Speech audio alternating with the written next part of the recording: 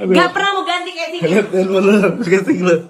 Casing HP Raffi Ahmad rusak, Nagita Slavina emosi disebut tak urus suami. Nagita Slavina mendadak menjadi bulan-bulanan netizen pasca casing handphone Raffi Ahmad yang rusak.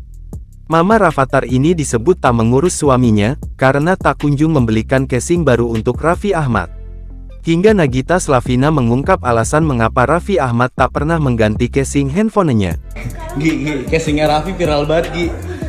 Tolong lagi beliin lagi. Nagita Slavina mengaku sudah membeli casing suaminya itu berkali-kali. Gua udah beli berkali-kali. Mau tahu nggak kenapa dia nggak mau lepas? Kenapa? Nagita Slavina mengungkapkan bahwa handphone Raffi Ahmad pecah.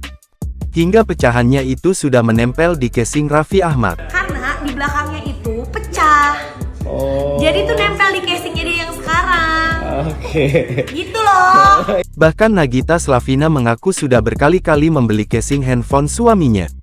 Bahkan Raffi Ahmad hanya diam saat pria tersebut menyorot handphonenya yang pecah. Gua beliin ganti casing. Gak pernah mau ganti casingnya. Casing lo. Coba buka lo casing lo. Parah.